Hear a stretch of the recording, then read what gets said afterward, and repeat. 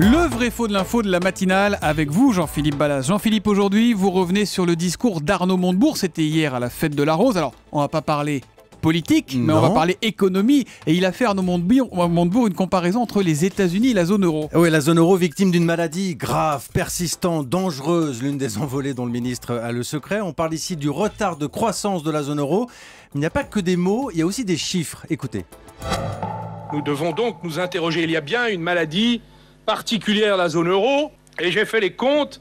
Le retard de croissance de la zone euro sur les États-Unis depuis 6 ans, c'est-à-dire depuis la chute de la banque Lehman Brothers, qui est le point de démarrage de la grande crise, c'est de 10 points de PIB, c'est-à-dire de richesse nationale créée. Alors, quand Arnaud Montebourg dit que le retard de croissance de la zone euro sur les États-Unis est de 10 points, est-ce qu'il dit vrai ou est-ce qu'il dit faux? Il dit vrai. Alors j'ai passé plusieurs coups de fil à des économistes hier soir. On va faire court et simple.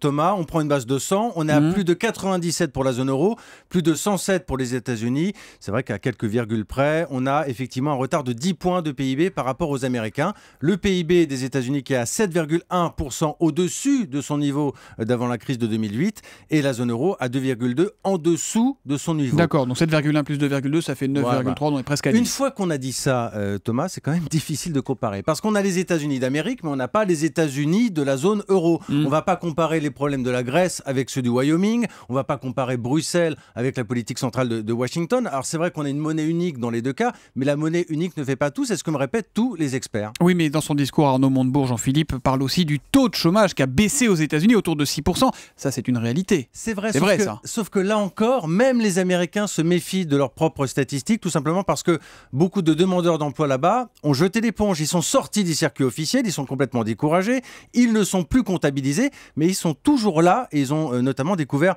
le chômage de longue durée. Il faut donc se méfier des raccourcis, Thomas. Une dernière petite chose. Dans son discours, Arnaud Montebourg dit que les États-Unis ont produit 450 milliards de dollars de richesse de plus que la zone euro.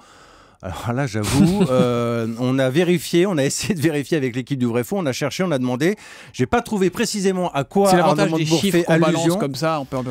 Si jamais les conseillers d'Arnaud Montebourg nous écoutent ce matin, moi je veux bien quelques billes pour comprendre ces 450 milliards de dollars. Ben, on va lui demander directement, puisqu'il sera tout à l'heure à votre place, assis face à Jean-Pierre Elkabbach. Bon bref, si on se résume, on lui met quand même un vrai Arnaud Montebourg, parce que factuellement, sur la croissance, voilà. Factuellement, c'est vrai, c'est la comparaison qui est toujours compliquée. Le Vrai Faux de l'info de la matinale, tous les matins, désormais à 7h40 sur Europe 1 avec Jean-Philippe Ballas.